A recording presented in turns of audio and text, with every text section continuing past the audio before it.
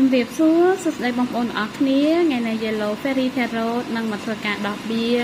តែប៉ុណ្ណឹងសួរថាតើស្នេហាប្រភេទណាដែលនឹងចូលមកក្នុងជីវិតរបស់បងប្អូនទាំងអស់គ្នារបស់អ្នកទាំងអស់គ្នាអញ្ចឹងណាហើយបើសិនជាការបកស្រាយរបស់ខ្ញុំនេះដែរត្រឹមត្រូវនឹងស្ថានភាពរបស់បងប្អូនសូមបងប្អូនទទួលយកប៉ុន្តែបើសិនជាអត់ត្រូវទេសូមបងប្អូនចាត់ទុកថាជាការស្ដាប់កំសាន្តទាំងអស់គ្នាអញ្ចឹងខ្ញុំនឹងធ្វើការដាក់ជា2ក្រុមរើសជា2ក្រុមសួរថាតើស្នេហាប្រភេទណាដែលនឹងចូលមកក្នុងជីវិតបងប្អូនទាំងអស់គ្នាអញ្ចឹងយើងមកមើលទាំងអស់គ្នាអញ្ចឹងបងប្អូនអាចមើលបានថាពេញចិត្តស្លឹកបៀមួយណាអញ្ចឹងណាឬក៏ចាំពេលខ្ញុំបើកបៀមើលក៏បានដែរគាត់ចាំរើសតាមរូបដែលគាត់ចូលចិត្តអញ្ចឹងណាណា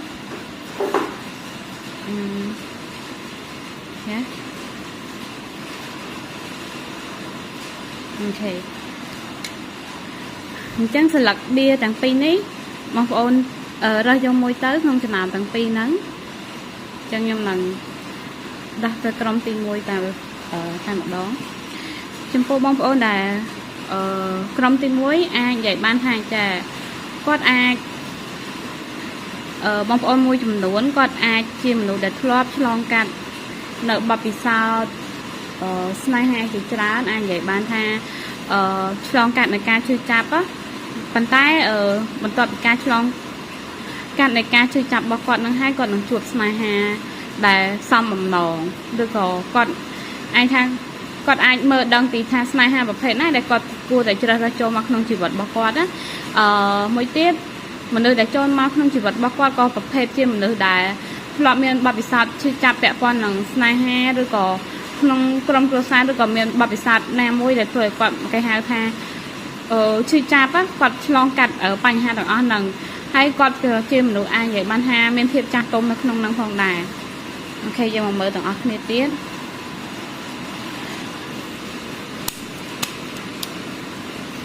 ថាស្នេហាប្រភេទណាដែលចូលមកដល់ក្រុមទី1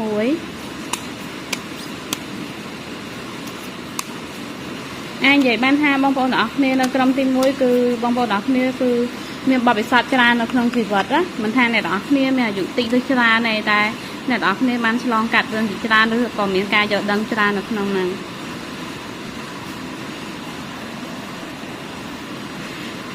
អញ្ចឹងខ្ញុំដាក់អស់ចាំយើងបកស្រាយណាថាស្នេហាប្រភេទណាដែលចូលមកក្រុមទី1ខ្ញុំមិនដឹងនិយាយថាខ្ញុំនិយាយទៅលឺអត់ទេព្រោះអីមេឃពងភ្លៀងខ្ញុំខ្លាចតែសលេងទឹកភ្លៀងលឺជាងសលេងខ្ញុំអញ្ចឹងចា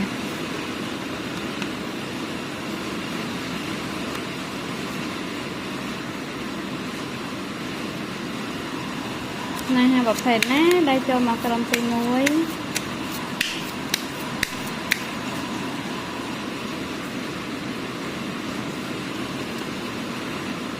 អូខេ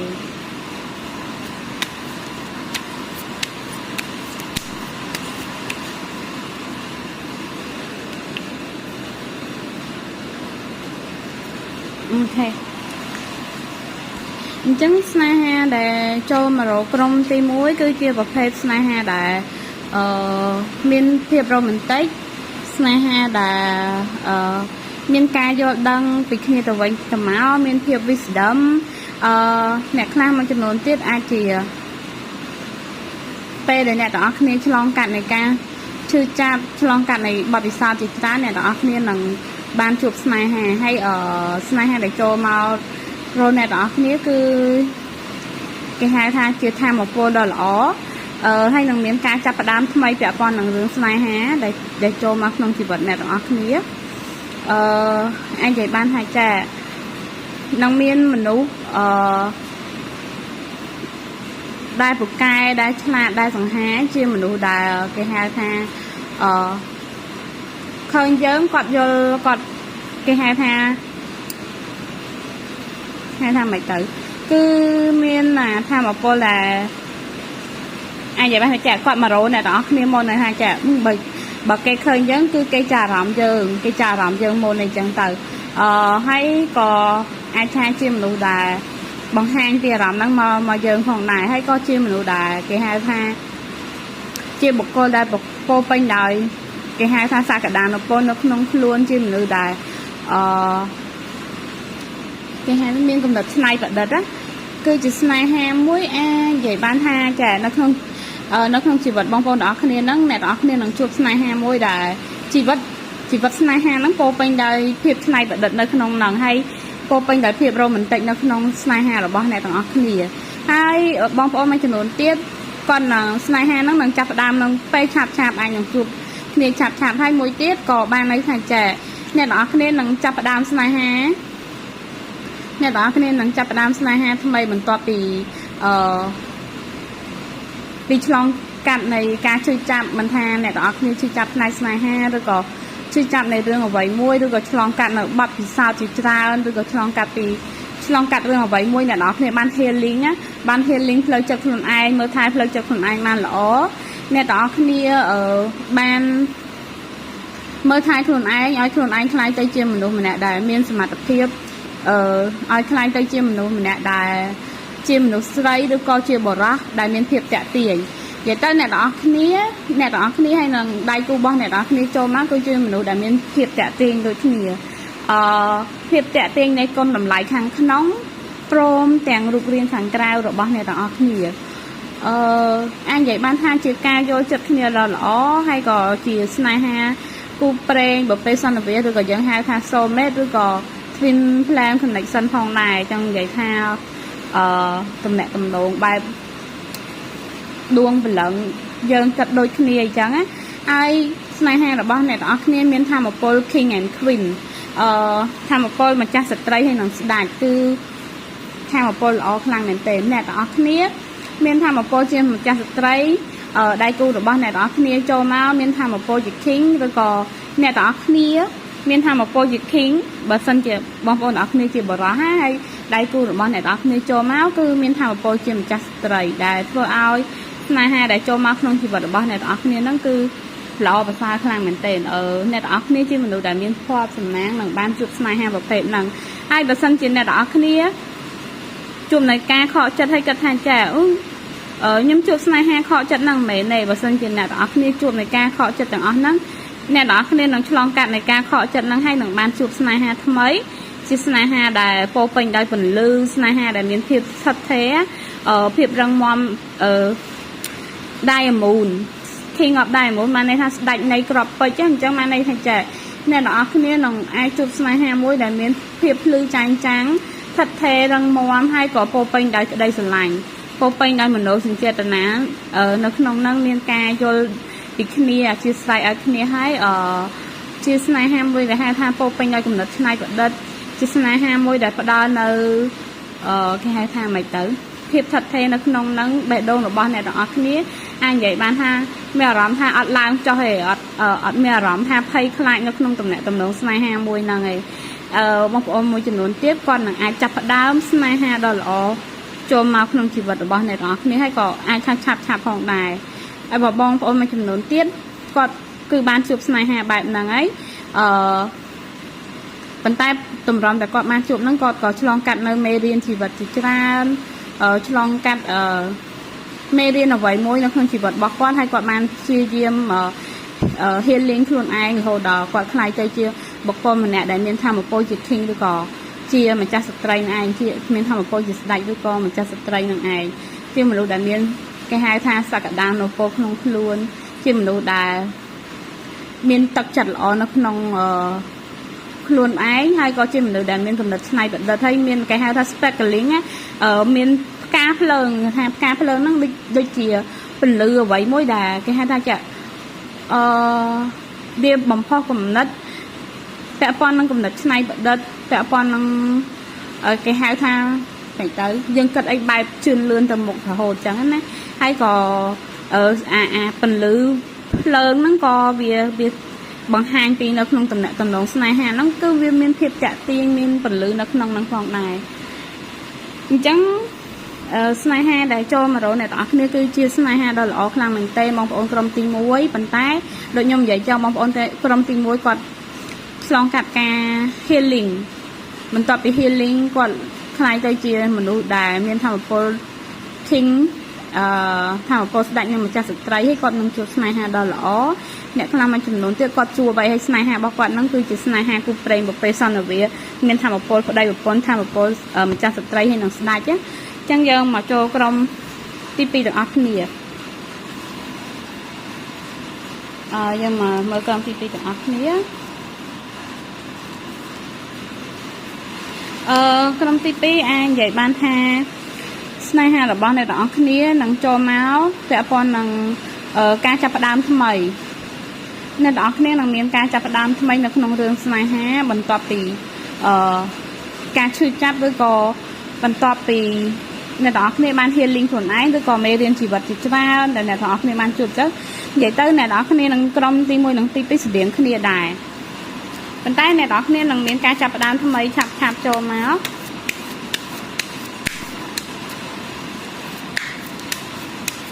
ហើយក៏អាចនិយាយបានថាចាតំណែងតំណងរបស់អ្នកទាំងអស់គ្នាដែល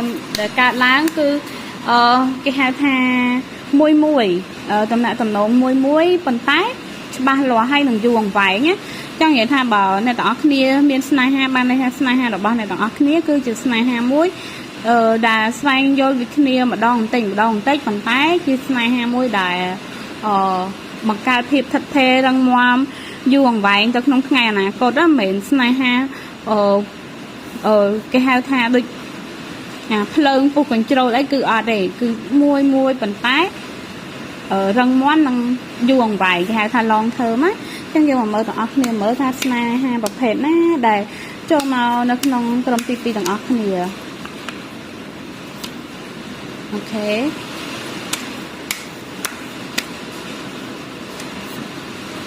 អូខេ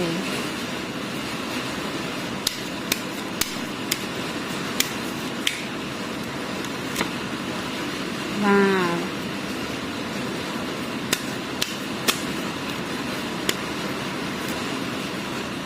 អូខេ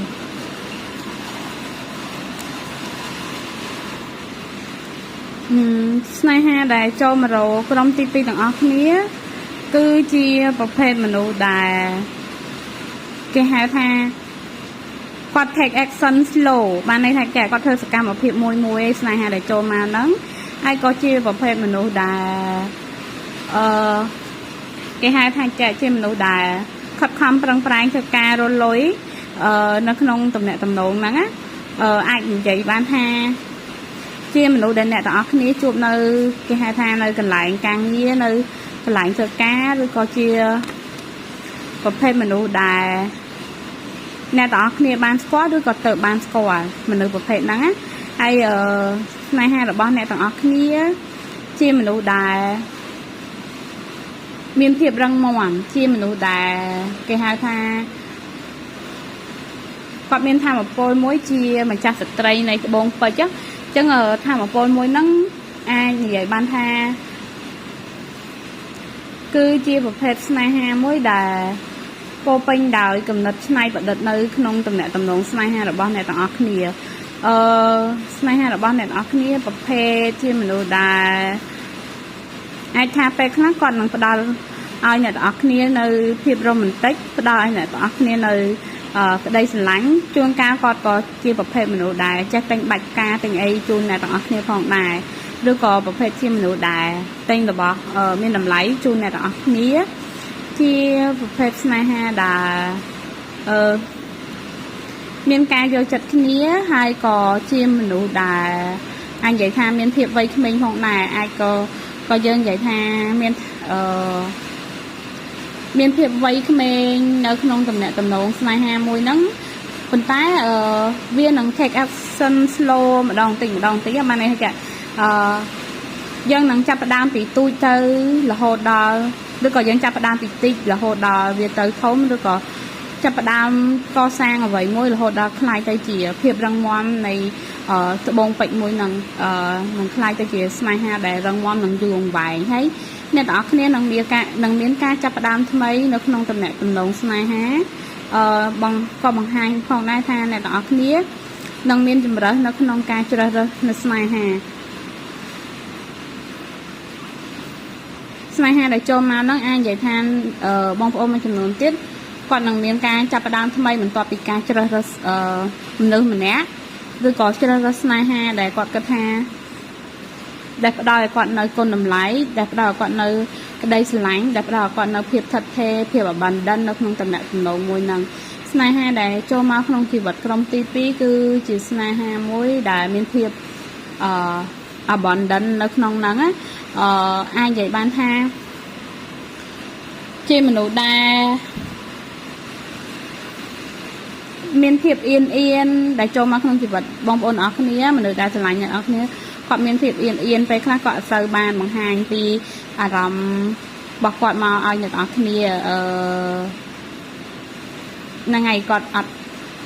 បង្ហាញមែនប៉ុន្តែគាត់នឹងធ្វើសកម្មភាពម្ដងតិចចូលមកក្នុងជីវិតអ្នកទាំងអស់គ្នាហើយអ្នកទាំងអស់គ្នានឹងមានការចាប់ផ្ដើមឆាប់នឹងផងដែរបងប្អូនមួយចំនួនគាត់នឹងមានការចាប់ផ្ដើមឆាប់តែបងប្អូនមួយចំនួនទៀតក៏បានបង្ហាញផងដែរថាគាត់បានចាប់ផ្ដើមហើយបន្ទាប់ពីគាត់ឆ្លងកាត់នៃរឿងអ្វីមួយអញ្ចឹងទៅហើយ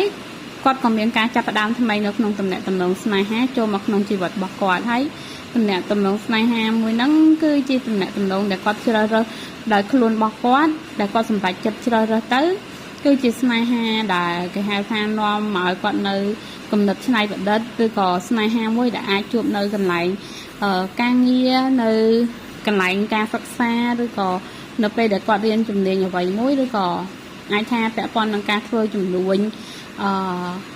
ការធ្វើដំណើរទៅទីណាពាក់ព័ន្ធនឹងចំនួនពាក់ព័ន្ធនឹងការងារគាត់អាចនឹងជួបស្នេហាមួយហ្នឹង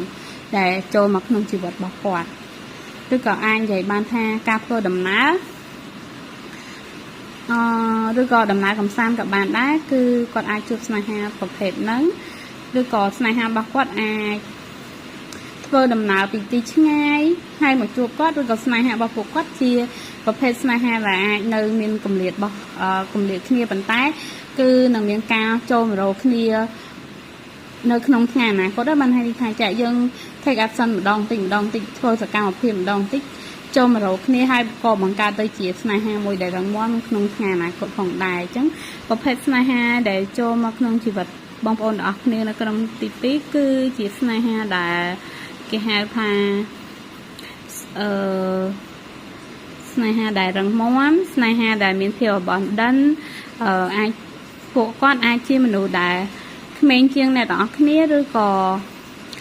អ្នកទាំងអស់គ្នាក្មេងជាងគាត់ប៉ុន្តែអាហ្នឹងវាអត់សូវសំខាន់ហ្មងទេអាចមានបងប្អូនខ្លះគាត់មាន the same age បានន័យថាអាយុប្រហែលគ្នាផងដែរអាយុដូចគ្នាអញ្ចឹងទៅតែគាត់ថានៅក្នុងតំណែងស្នេហាហ្នឹងវាកើតចេញពីមិត្តភាពវាកើតចេញពី take action slow ដូចខ្ញុំនិយាយចឹងអ្នកនរគ្នានឹងមានការចាប់ផ្ដើមថ្មីមួយដ៏ល្អពាក់ព័ន្ធនឹងរឿងស្នេហាប៉ុន្តែកើតចេញពីមិត្តភាពមុនប៉ុន្តែបងប្អូនមួយចំនួនទៀតគាត់បានចាប់ផ្ដើមហើយប្រហែលជាគាត់អាចដឹងហើយថាតំណែងរបស់គាត់ហ្នឹងមិនអញ្ចឹងនៅក្នុងតំណែងមួយហ្នឹងគឺអាចនិយាយបានថាមនុស្សដែល